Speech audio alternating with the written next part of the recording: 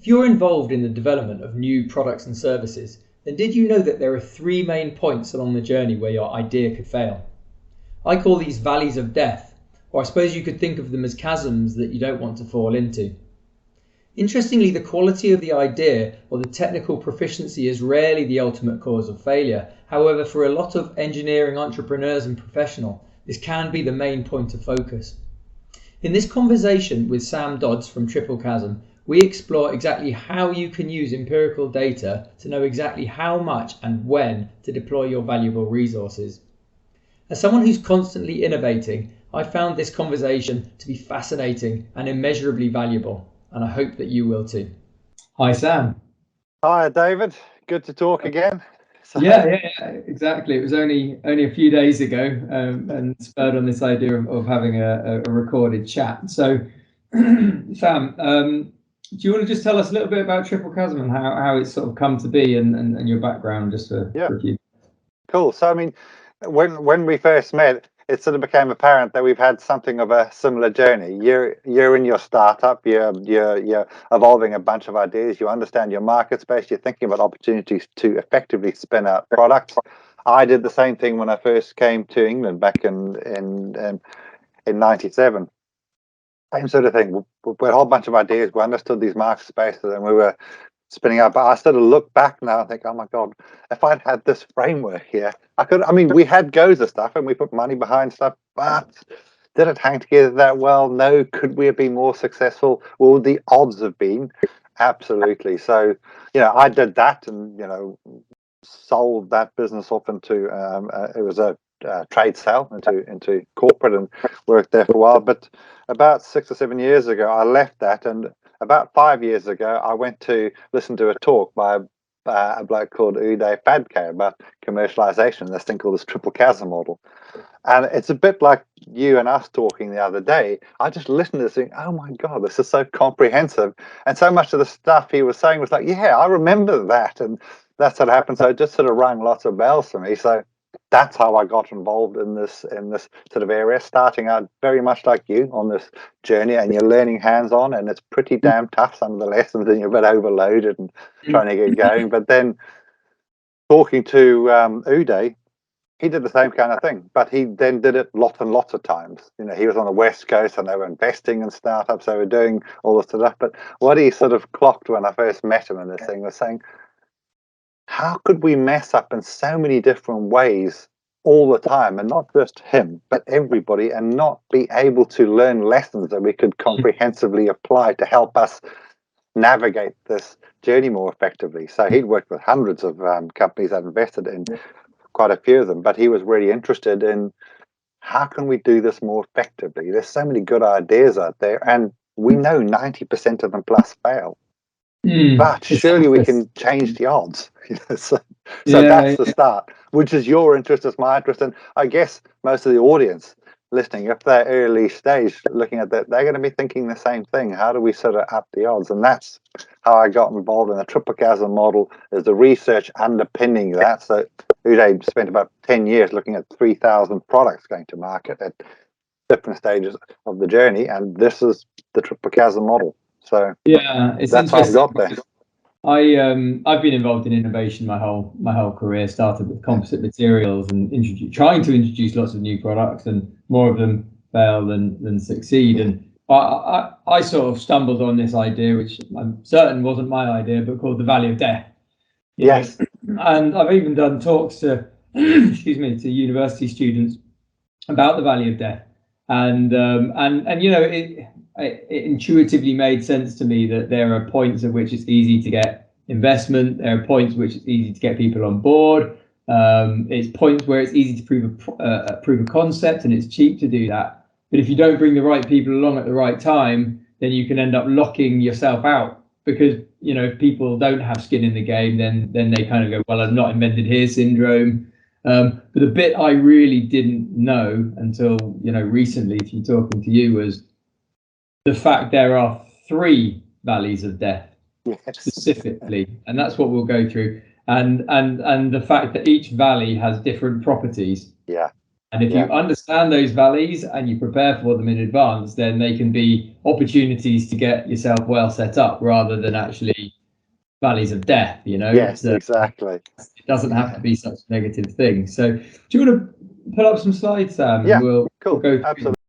So the first thing I'd say is, so I talked about how Uday first got involved in this research, which was basically common stuff to what we've experienced too, and lots of others. But what he did first, he actually delivered an entrepreneurship program at, I can't remember which university. One of his colleagues was heading off for a year, so we got a bunch of slides, and he started doing some research before doing his looking at a 3,000 product. So what's the thinking out there? And he just looked at lots and lots of literature, and he sort of observed there's sort of 7 schools of thought looking at this journey. So you got lots of entrepreneurship stuff, don't we? You know, how many posts do we read about the sort of hero entrepreneur? And it's all through the lens of the entrepreneur and their psychological makeup and what's the difference. Useful stuff, but it doesn't cover everything.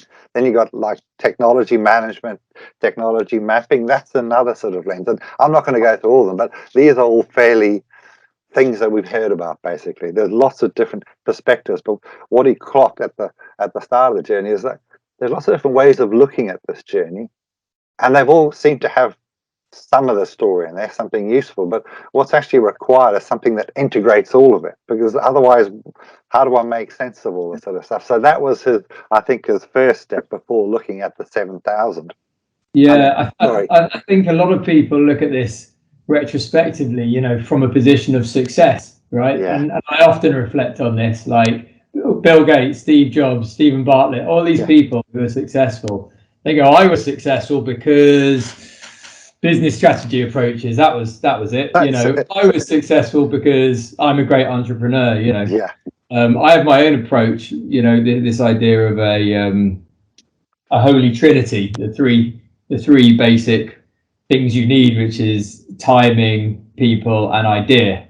And if you don't have those 3 things, then you know it's going to be really challenging. You know, going to need to survive a long time before you get all 3 in place. But you know, I think really what we're talking about now is a sort of a proactive approach where you almost take all of this off the cards. It doesn't matter, right? Because if you understand what you need to put in place before, then you just put those things in place.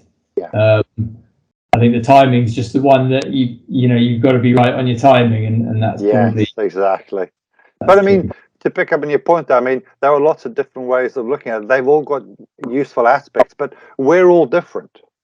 Our ideas are all different. They can all have different routes to market, and our strategic differentiation can be all different too. We can have similar offerings, but maybe I understand the market space way better than you. My product might be not quite as good as yours, but that's my advantage. Or I might have a leadership style that's out of the. I mean, everybody wants to listen to me talk all the time.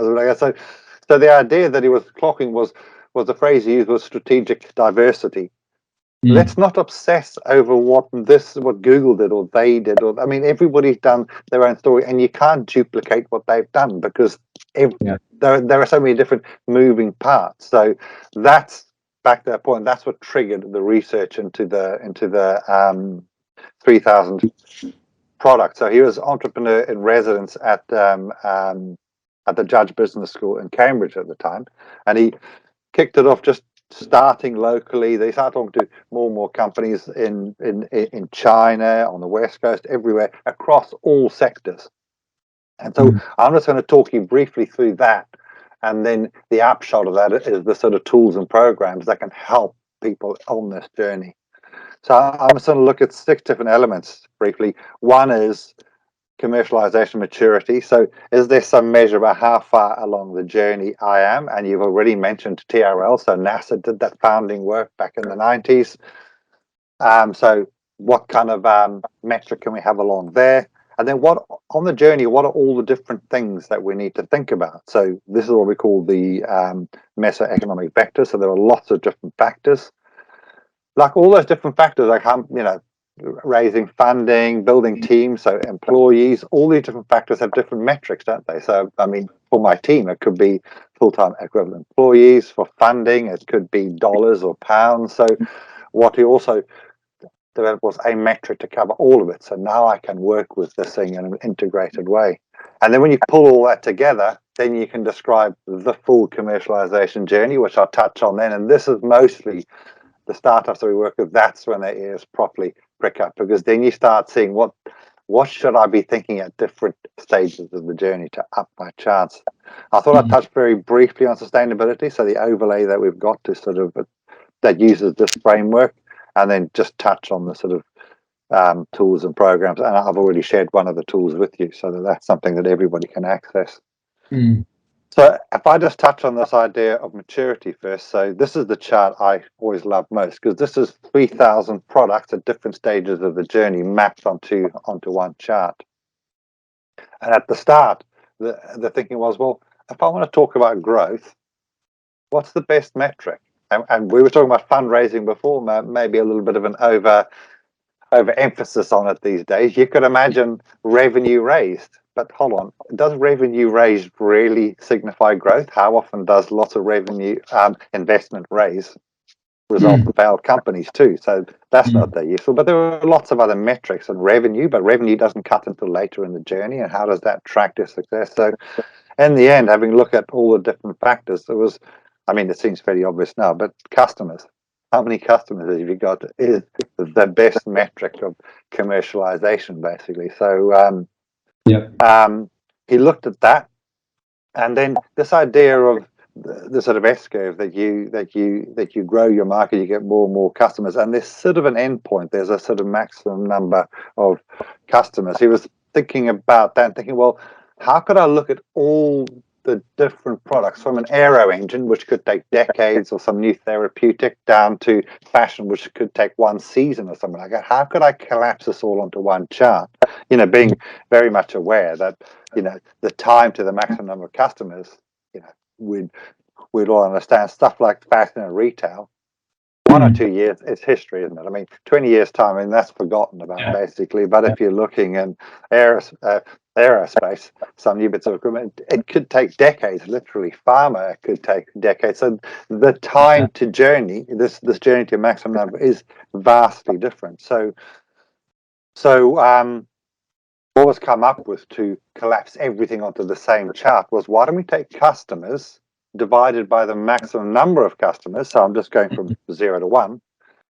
And then for the time to the then the time to the maximum number of customers collapses down to 1 as well. So now, whether it's an aero engine or some new bit of fashion, I can look at all that data, and that's the data. That quite literally is the data that was extracted, and you can see it's a bit messy and there's a spread, but there's definitely a trend. So across all, often different. We're on the West Coast, we're different. We're in China, we're different. But actually, when you collapse all the market spaces and all the regions, there is quite a theme there, basically. And that's what you can see on that chart.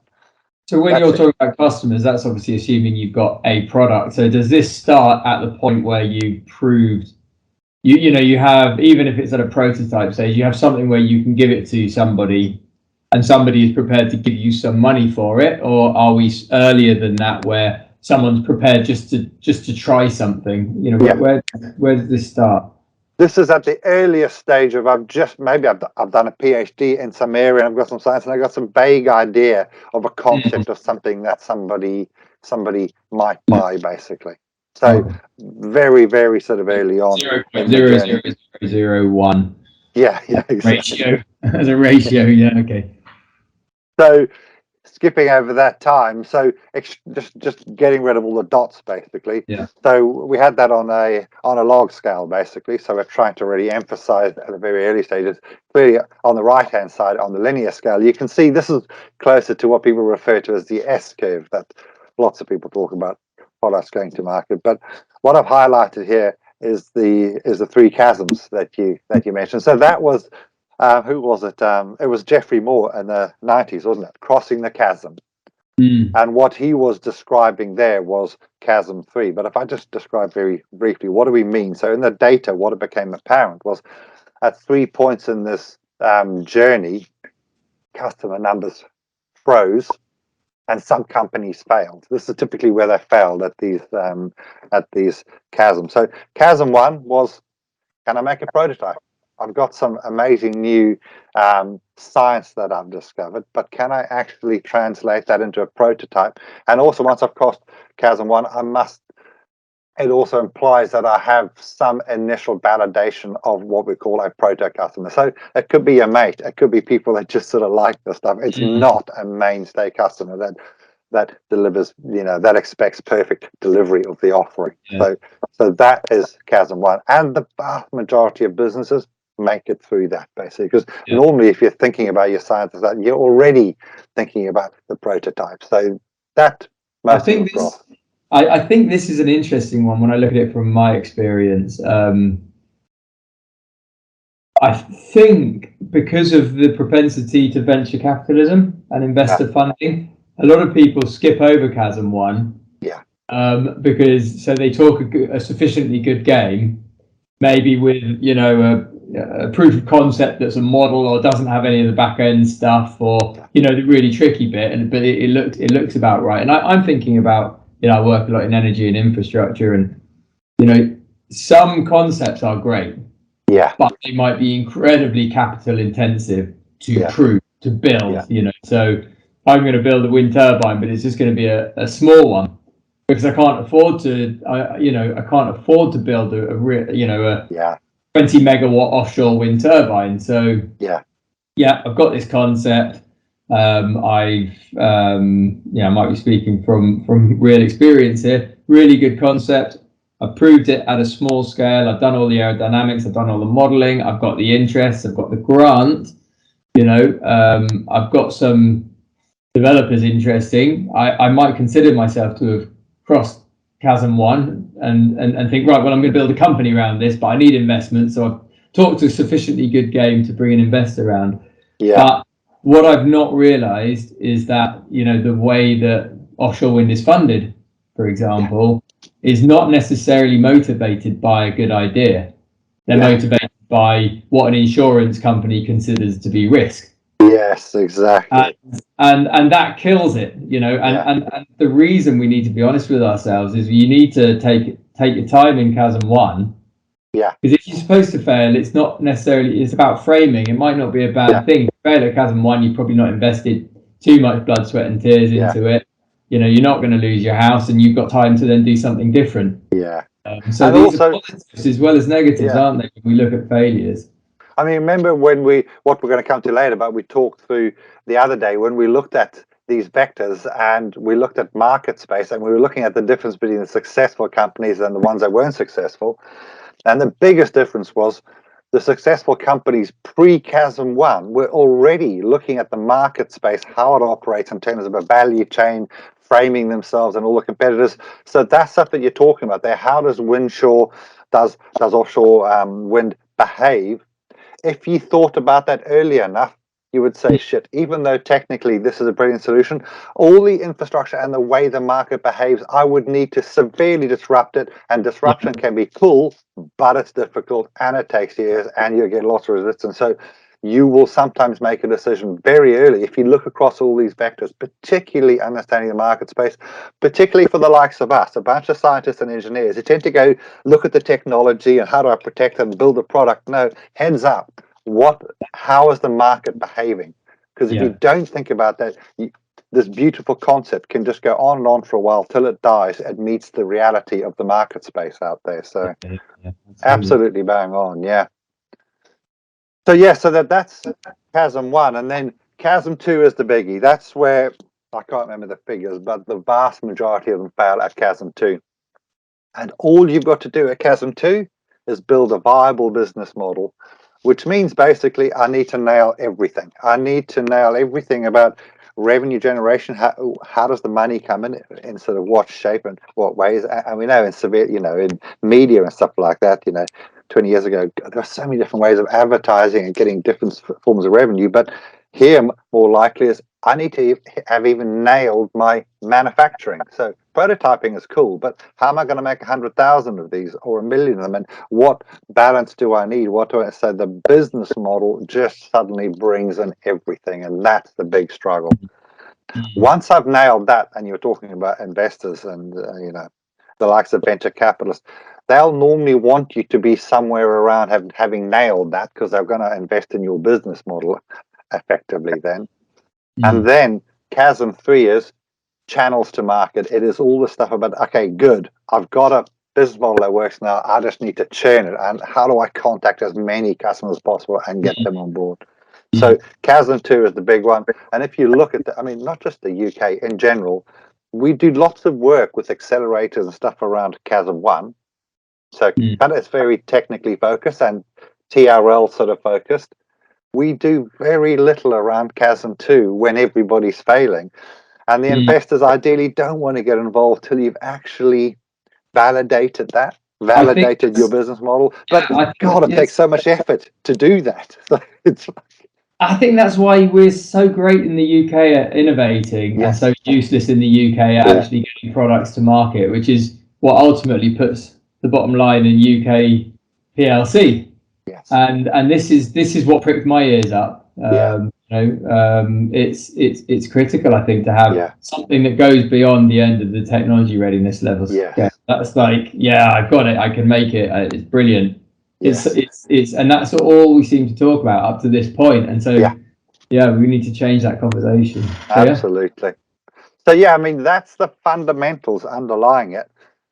And just quickly, just to touch back on stuff, because people may be looking at this through the eyes of like Rogers. So the original talk about S curves and early adopters, all that language about different sorts of customer, that's based on the diffusion equation. So bang, this blue line here, halfway through the journey, you got half your number of customers. So it's just a normal distribution, and he just did standard deviation. So it's not real, but it's a pretty good approximation of how products go out to market. But then Bass came along a bit later and said, well, actually, I think it's a bit slower, building the customer numbers. So that's the green line. And then Uday Phadke and team came along, and that's the purple line. That's the actual data of 3,000 products. And guess what? Halfway through the journey, you've got less than 10% of your customers. And that's the truth. That's the real data.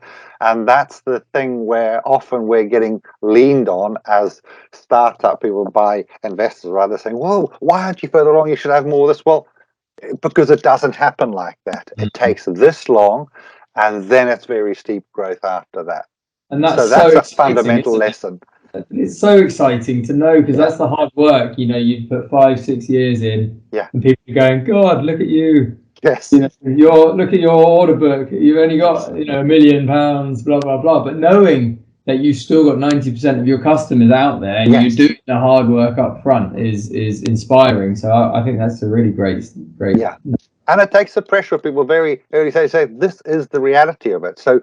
And then you can sort of look backwards and go, well, okay, if I'm on that journey, wow, that's only 5% of my customers that I'm dealing with here. So, you can use this data, this trend in from various perspectives. But that's, okay, so that benchmarks against the stuff that people may have heard of. So what we've then done is taken those 3 big chasms on the journey and subdivided with ×3 to come up with the commercialization readiness level. But that was based, so Uday was in contact with some of the team at NASA when they did their work back in the 90s. So it was taking that sort of thinking. But what we have to keep reminding people is NASA don't want to go and sell lots of stuff and commercialize it. They built this to put technology in space. That's cool. I mean, it's absolutely perfect for that journey, for that outcome. And now we've got all these something RLs, all these market RL. I mean, there are so many of them now that are weird modifications, not with any data underpinning them, but just trying to use this. But what we've done, using that real data and the TRL, we can map the two of them together. And what you can see is TRL is very useful in the early stage and crossing Chasm 1. But don't be running around yahooing when you reach TRL 9, because you can effectively put your technology in space. You've got a prototype that's been validated, but that's nothing like having commercialized something yet. So you are quite literally halfway through the journey, basically. So the very simple equation, CRL is roughly equal to TRL divided by 2. So that is probably the most important factor that came out of this research. And this is the stuff that we're talking to the likes of Innovate UK and stuff like that, to have a standard language for everybody. It makes it so much easier if we're all on the same page, if investors and everybody, all the players are on the same page saying the same thing. Because if I say that seed or Series A, Series B, that means, we think it means the same thing. It means completely different things. It does not describe where these people are on the journey, whereas CRL does describe. And in the next stage, this enables the likes of Innovate UK to put products and support services in place to get people up to CRL 10. Because at the moment, if they don't have the language, they can't do it. And my experience is, where are you in the CRL scale? Absolutely. I'm expecting this project to go from 3 to 6. Yeah.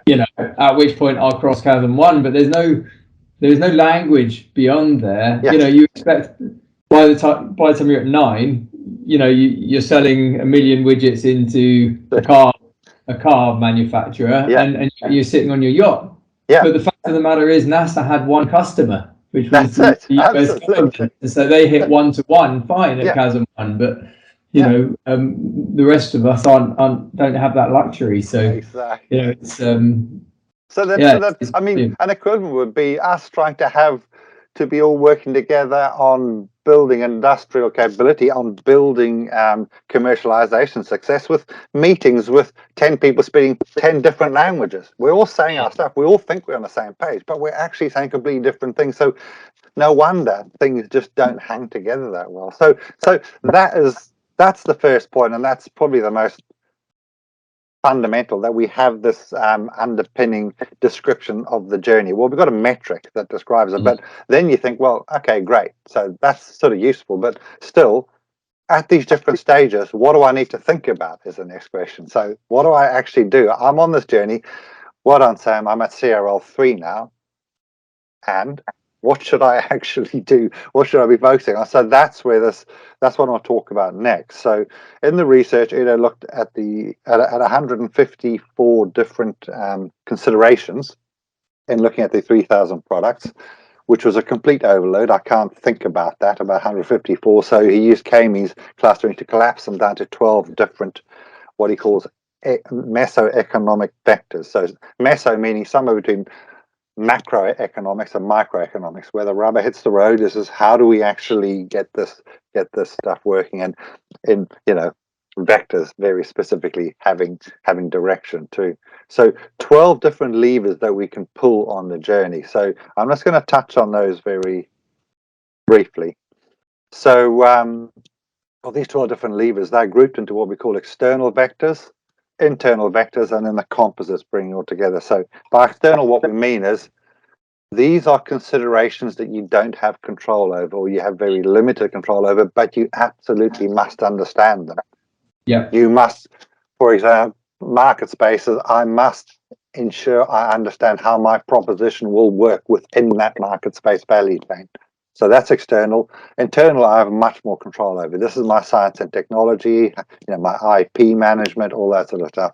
And the composite is, how do I bring these all together? So if I just super briefly touch on them, and I mean, if you want to pull any one of them out in particular, just give us a yell. So market spaces, that market space that I'm going to sell into, often what we find, this is the hardest point when we run programs for startups to get, because they think more like supply chain management, that I'm sitting here, what comes before me, whatever, and we say, forget that you exist, forget that your proposition exists. If I'm looking at therapeutics, or I'm looking at whatever, how does it behave? Think of it like a value chain. So therapeutics might be early stage, wet lab work, and then clinical trials, all the way through to deployment and the patients. At every stage, there's value adding work, and that bit has to happen before that, and you can have circle backs, but how does that market operate? Because you're going to need to make sure that in the next step, that I can map myself into where am I adding value? Where am I operating? Where are my competitors operating? Where are potential partners operating? What regulations apply at these different stages? So it's to get you to really understand that market space. And bringing it back to what you said before, you will sometimes decide, even though my science, this stuff could evolve into a beautiful product, I'm not going to do it because this doesn't work. Or you might say, what I sell to my customer, my product, might be vastly different. Because I can take my science into different sorts of products. So I'm going to shape my product around being able to fit into this market space. Yeah. So that's proposition framing. Yeah. This is so fundamental, especially when we look at the modern world where things are changing so rapidly. Yes. You can't look at today's marketplace. I think I gave you the analogy last week about teaching a toddler to skateboard. Yeah.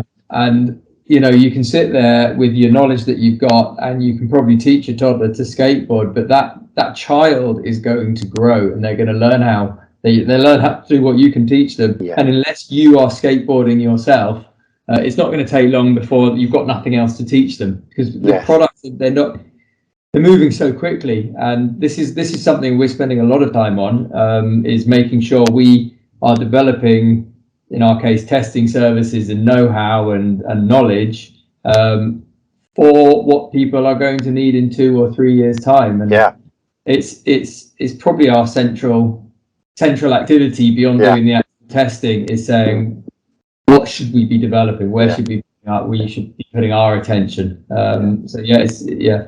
But it's external. I can't control it, and it's a guess to an extent, isn't it? Yeah.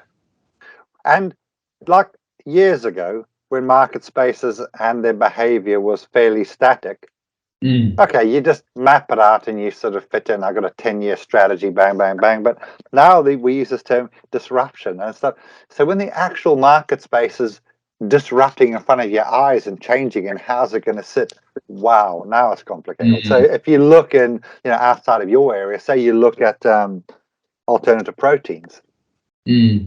How's that going to look in 5 or 10 years? So I've got something that is in the early stage. Maybe I've got some kind of feed to grow cells and but how's that market space going to behave in 10 years' time? So now we're getting super complex, and that's where this stuff is really useful. So we'll say we get more investors that focus in specific areas like alternative protein. So what we say to them is, you need to understand the different ways the market space might play out more than anybody else, because then you're going to be deciding not just on the science, but how you see the product fitting into one of these alternative futures that you see out there. This is the hardest job and the most important. If it only fits into one of the 4 futures, then potentially, have another thing. But if it fits into 3 out of 4, then that's great. Absolutely. I mean, if you come into like you touched on sort of EV and stuff like that last time, if you go right back, like if you look at the whole ecosystem that's required, I need charge points, I need all these things, this whole thing, how's it going to play out? Who's going to be doing what? So my offering now needs to sit in some story that I think it's going to look like, basically. Maybe I can influence it, maybe I can't, but so we don't overemphasize, but that is super important. And that, when we're working with startups, is the point that most of them freeze. That's the hardest. Often, I mean, you're in your market space, so you know it relatively well anyway. But can you imagine, I've just done a PhD in some area, and I've got some amazing science, but I've never really thought about market spaces. That's what is the most fascinating is I was on a call with a customer yesterday, and I asked him specifically. I said, listen, we want to make sure we're here for you in 5 years' time. What do you think we should be looking at? He just turned around and he said, Dave, I think you're probably the best person to answer that question. He doesn't know. He knows kind of vaguely what he'll be doing in 2 years' time, but he has to build it. He has to go from twisted pair testing to motorette testing to stator testing, and we kind of help with all of that. But then beyond that, he's not got one, so he's not had to test it. And it's not just test it, will it work? It's test it, will it work based on future power requirements and. So it really is. It's like we're all learning to skateboard together. Absolutely. It's just as the service provider or product provider, you need to spend more time skateboarding than the customer, so you kind of know what they know before they know it. Tricky. And it's bloody tricky because the amount of investment to develop some of these things is huge. So you think a national industrial strategy might include something like a center for EV development where all the different sorts of things you need to look at are in here, and there's massive investment. So I can come along with my new idea, and I can come into the center, and I've got an environment I can work in and test it. So it's super critical. And if you're a small business trying to think about that, it is so hard to also stay focused and to think, my God, I could go like there and there and there, and to think, where is our secret sauce? Yeah. So yeah, that's the market space, proposition framing, customer definition. So there's a whole typology there. It's not super complex at the top level. It's direct to consumer, direct to business, direct to government, because all of them have different numbers. So remember, number of customers. If I'm selling to government, I might have 1, 2, or 3, or half a dozen customers. Think about the vaccines and stuff like that. If I'm thinking consumer, it's tens of millions. If I'm thinking business, but the importance of that is I need to understand the mindset of that group. So there's a whole set of tool under there to sort of understand the customer. And the fourth one often comes in a bit later: distribution, marketing, and sales. Okay, I know my customer. I know how the market behaves. I know my customer and how they behave. How do I get to as many customers as easily as possible? Because people often say, I'm going to set up a website and like advertise it, or I'm going to phone lots of people, or I'm going to, you could do all that. But are there channels to market you can use? Are there groups that already sell stuff into that market space and contact them where you could be a bolt onto them? So really thinking thoroughly around how, because this is chasm 3 thinking here. How do I really ramp stuff now, basically, as efficiently as possible? You've had your low-hanging fruit. Yeah, absolutely. So that's looking out there, and I've sort of emphasized that a bit because often we see that's the stuff that the engineers and scientists focus least on. This is where they're more comfortable. Here's my science. Here's my technology. How do I deploy it? My IP management strategy. IP, remember, it's not just patents. We overemphasize that. It's know-how. It's all the stuff that you talked about last time. So there's a whole bunch of unregistered rights, all that sort of stuff under there. My product and service. It's not the same as my science. What's my customer actually going to pay for? That's normally the question that gets people to think, I've got some science here, I've done my PhD, but what's a customer specifically going to buy off you?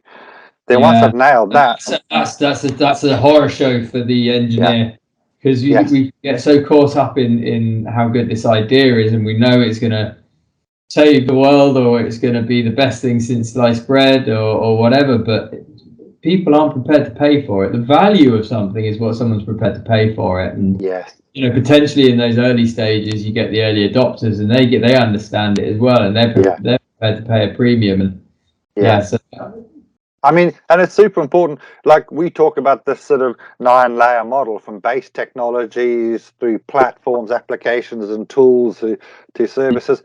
Where is your offering sit? Like we did a work with base technology, was a knowledge graph database, so a new type of database. Absolutely a base technology that could go in 1,000 different ways, but that layer means all sorts of things, and it means all sorts of things across what teams I need, what expertise I need. So what are you actually going to take out there is super important. So under each of these vectors, there's a whole bunch of separate tools that we typically walk teams through. So product, and then once I've nailed that, how do I manufacture and deploy it? And I mean, you'll know this stuff, but if you've just come straight out of your PhD, like if you say to somebody, well, how are you going to make $1 million? How are you going to get them to your customers? Who's going to support it when it goes wrong?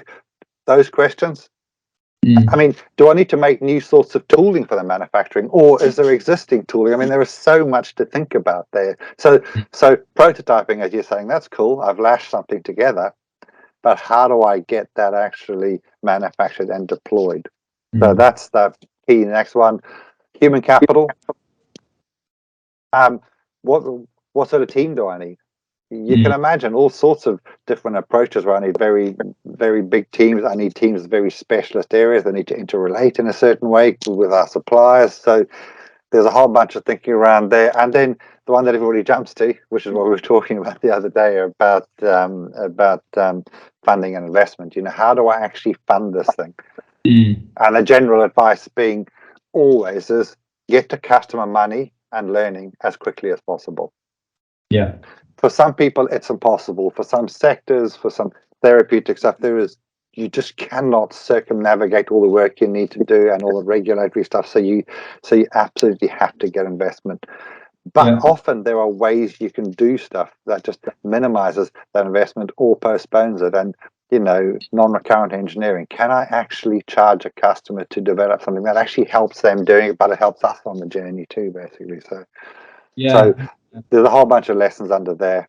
And that, I think it's that urgency, isn't it? I think a lot of people, I'm guilty of it, and I fight against it. This kind of urgency for grandeur, for something being bigger than it is, and you kind of everywhere you look, I suppose it's the adult equivalent of the Instagram problem, where young girls everywhere they look, they're seeing these perfect, funny, intelligent, beautiful girls, and they're thinking, blimey, I don't match up. And it's the same thing in the corporate world. But actually, I choose to ask myself the kind of questions: why am I doing this? Yeah. Why do I like it? What's the purpose? What's the counterfactual?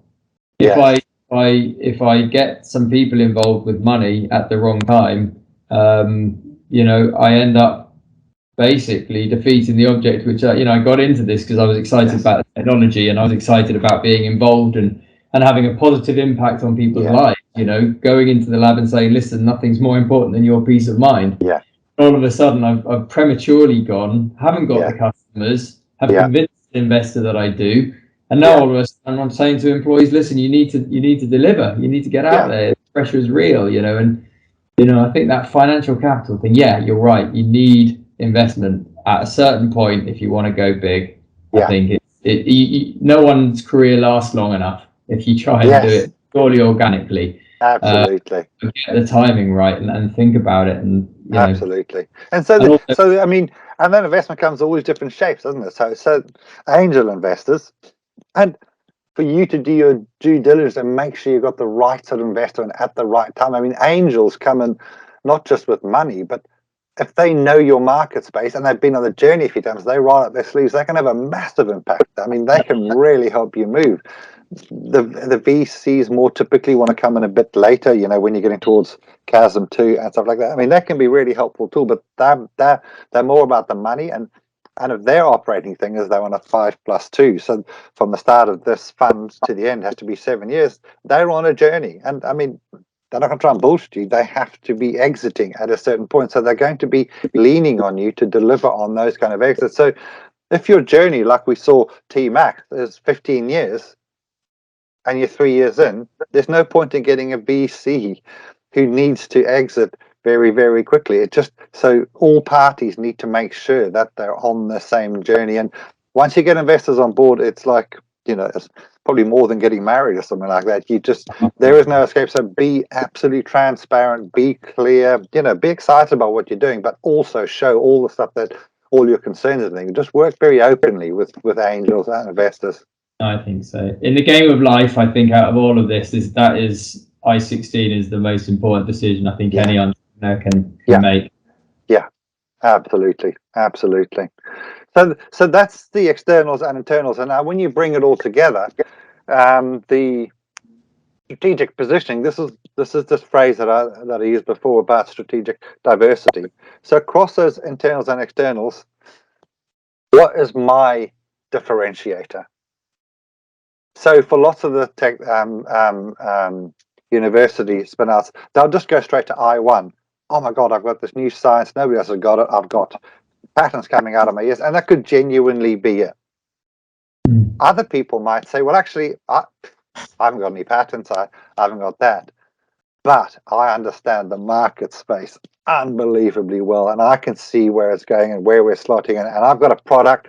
Maybe it's not the best in the world, but I know how to get into that market. So I'm just naming some examples, but don't obsess over what Google did or what these other, which is typically what we hear a lot, just case studies. And then you think, oh, God, I'm not as good at that one. No. Look across all these areas, then be realistic, Where am I super strong? Which are the things that I can really, differentiate it? I've got to do a bit of everything, but what's my real sweet spot here? Well, that was the question that I had.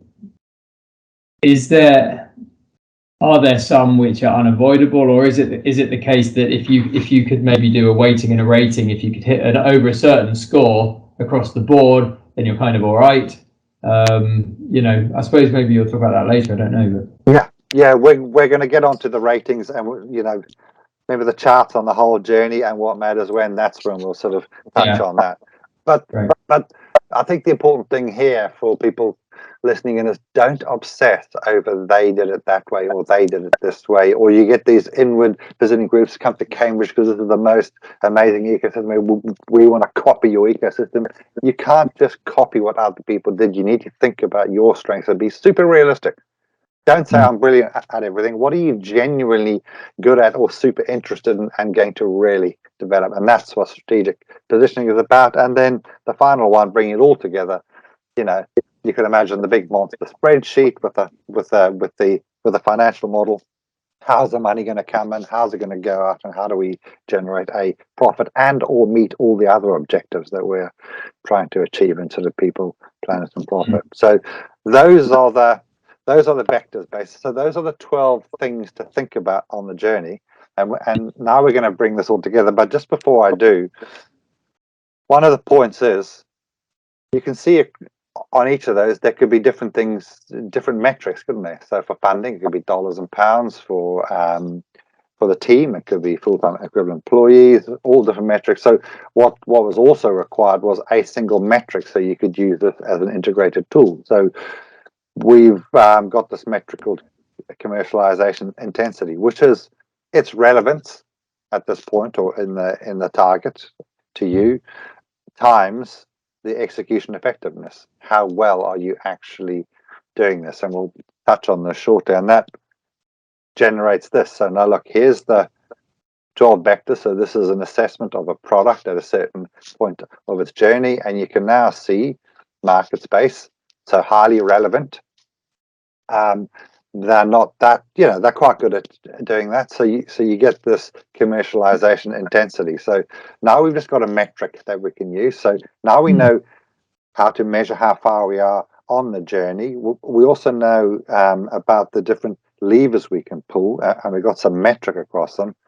But let's pull that all together now, and I'm going to jump straight down here. So across the top, we've got the journey. So we've got the CRLs with the chasms. Down here, we've got all of the different vectors, and these bars are the commercialization intensity average for all 3,000 products on the journey. So the big black bars mean this had a huge intensity, so this is very important, basically. So normally when people first look at this, it's about like, oh my God, there's too much to look at. But as soon as you zoom in, you go, God, that's obvious. So does my science and technology matter right early on? Absolutely it does. Does my IP strategy, not just patents, but just having a strategy matter? Absolutely it does matter. Yeah, so you can just pull out some bits that are very important. Remember I touched on Chasm 2? Lots of black bars everywhere, particularly down the bottom here. Once you're getting into team, funding, strategic position, but basically everything matters. That's why lots of companies fail. And then look at Chasm 3, just picking out a few. Suddenly, distribution, marketing, and sales is absolutely 100. Because now I'm just trying to get channels. I'm just trying to onboard as many customers as possible. Does my science and technology matter so much anymore? No. I've nailed that. I've turned that into a product. That's in the background now. Yeah, all that stuff sorted. Stop fiddling with it. You can damage things. Absolutely. So you can see Chasm 1, there are high points and low points. Chasm 3, there are high and low points. Chasm 2 is the one where just about everything has got a high intensity, basically. So that's what people find sort of interesting, and people often say, yeah, well, that's fairly obvious. That's what I've, if they've worked for a while, they go, yeah, I sort of recognize that. Lots of consultants, they go, yeah, that's. So the next thing, this is probably the most useful slide that we find. On this slide, before you move on, was this data generated through interviewing the people who got these products to market. So it was a result of the 3,000 products that found their way to a mass market appeal, right? But what about this is Uday and team actually interviewing and looking across all those different 154 different factors at the time, basically, and then collapsing that down into this. Absolutely. So quite a heavy duty bit of work to try and see the patterns. And I mean, if you look at stuff like commercialization intensity, you think, oh my God, it's just a scale of 100 and it's 10 times 10. It's like, it's not perfect. It's not dollars, but it does give you, and there is a sound basis of an economist quite a while ago to use that. The important thing is that we finally have a metric across everything that we can look at, basically. So that's the average data. But the next step is, now we're all thinking, well, so what should I focus on? What's the difference between the successful companies? And to be clear, there were 304 successful companies out of that cohort of about 3,000. So pretty much 10%, which is pretty much the standard everywhere, isn't it? So we just simply subtracted the average off the successful companies. So these green highlighted boxes are where the successful companies had a higher commercialization intensity than the average. So this is the difference. And this is the bit that why I was emphasizing the first two external vectors, because what jumps out at you straight away, prior to Chasm 1, the successful businesses put a lot of effort into understanding their market spaces and framing themselves again. They've only just got a vague idea of the product, and they're already thinking about what does this market space look like, which circles right back to what you were saying at the start, wasn't it? You know, sometimes you'll actually shut down and say, that product, no, that's not going to work because the market's looking like this, or it will look like that. So that's the key that I was touching on before as well, in terms of, you know, if you look at the Apple and the Microsofts of this world, it's easy to look back and hypothesize over why they were successful, but you don't have the counterfactual. Once you bring in the failed companies, then you start saying, okay, the difference was that they had a good company, they had a good product, but they also knew who was going to buy it, and, you know, why they were going to buy it, and the shape of the market that they were selling into. And that's the key, is doing that up front and saving yourself time. You know, you only have one or two careers, maybe. It's not a thing if you don't get the right answer on the market from the best idea in the world.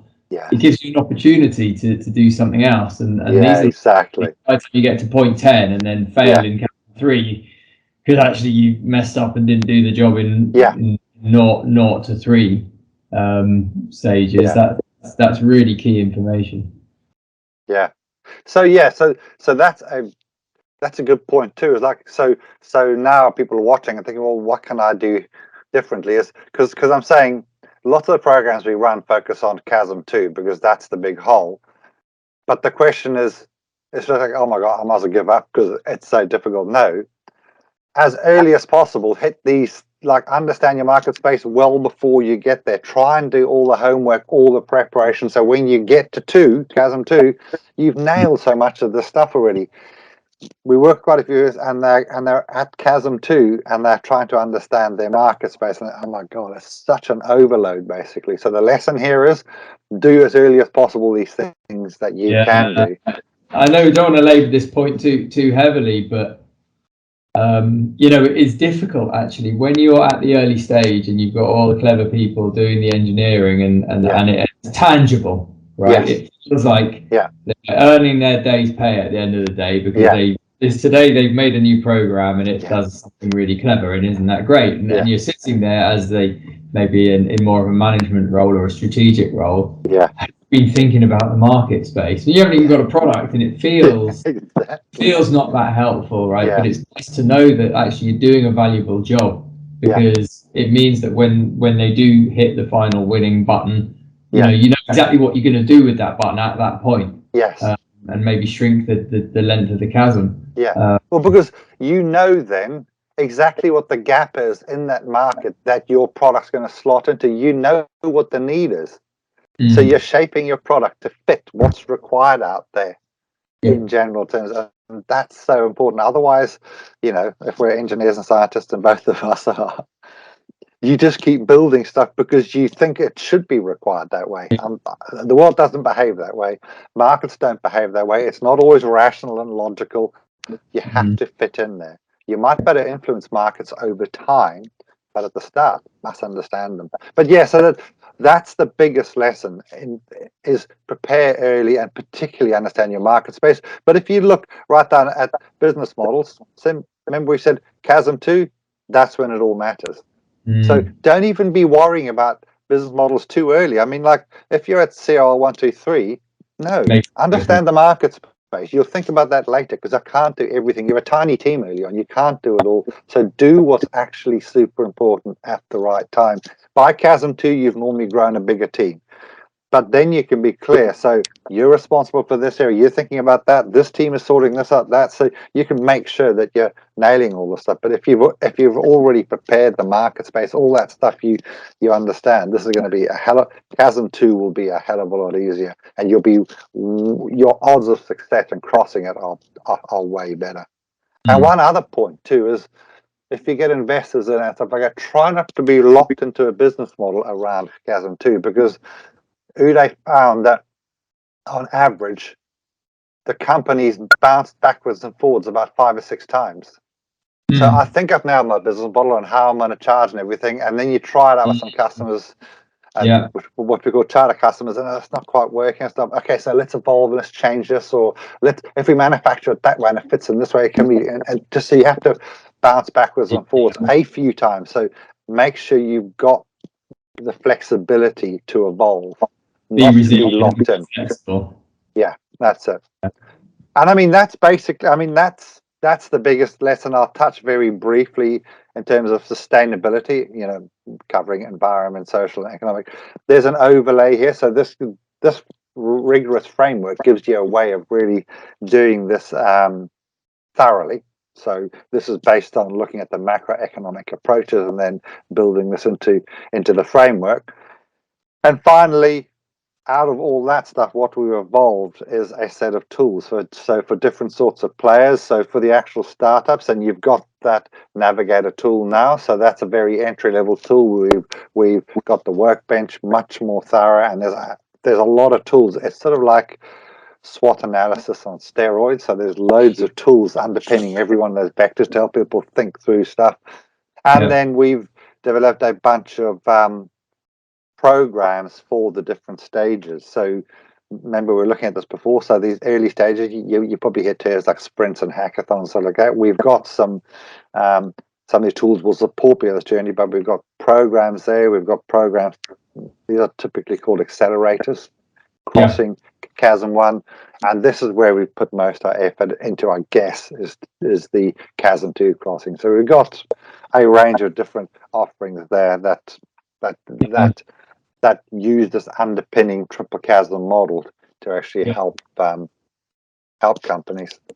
Yeah, and to be clear, from my understanding of this is, what you're looking to do is get in with the likes of Innovate UK and other research funding bodies and provide this kind of service on a big scale to large groups of people, because that's what I think. If anyone can do, if they listen to this and think, well, that's brilliant, I want some of that. Obviously, we can put your information up and they can get in touch with you directly. But I plan to get in touch with UKRI and other organisations I'm involved in and say, listen, you need to be looking at this.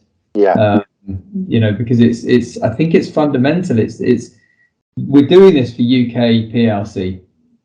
Yes. We want to improve our success ratio of ideas to exploitation, and I think if everyone's speaking the same language and has the metrics, not just blagging, not just like, oh, I need to get a proposal through, so I'm going to say I'm at TRL 3 and I'm going to go to TRL 6 and that'll be all right, and it shows up thought about it.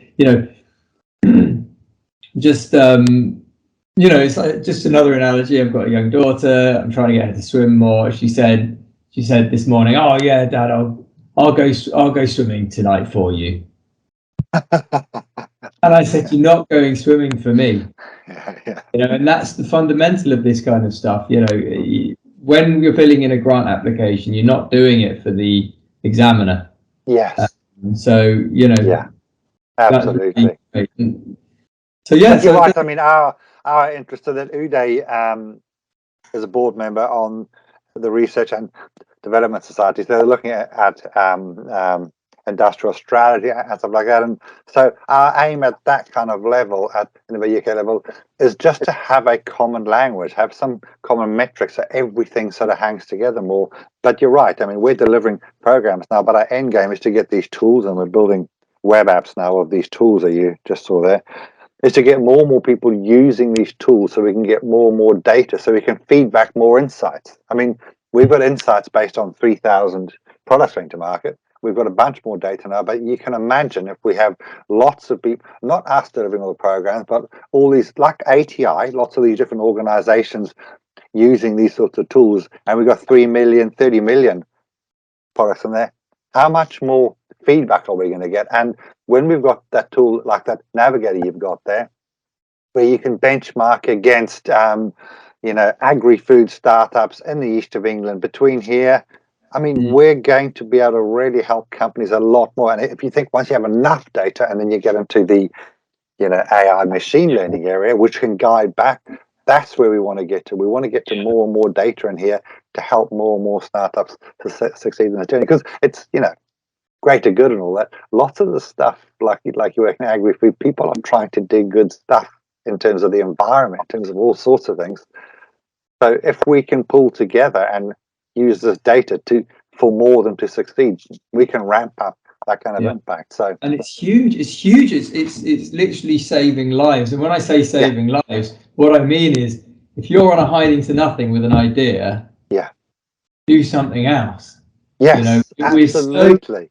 Conditioned to think, oh, I've got to be a success, so therefore I've just got to plow on regardless, and it's a lot. Anyone who's done any entrepreneurship and tried to get a company off the ground, it's huge amounts of blood, sweat and tears, and it is, and ideas are to a penny, but the right idea is not, and having this framework to know you're on the right track is priceless. And it's amazing the power of writing things down. When I first stopped working as an employee and sort of did some work as a consultant, I just wrote 3 objectives down, and I put them up on a pin board in front of my computer, and didn't really look at it. But I looked back 5 years later, and all 3 had been ticked off. At some point in that journey, they had been ticked off, and there's a subliminal guiding that comes from having written something down, and it means you make the right decisions when decision points are on. So I'm 100% bought in, Sam, and thanks very much for no problem. To me, really enjoyed that, and really good talking to you again too. Enjoyed that. Yeah. Okay. Thanks very much. Good. Okay. Have a good day. See you later.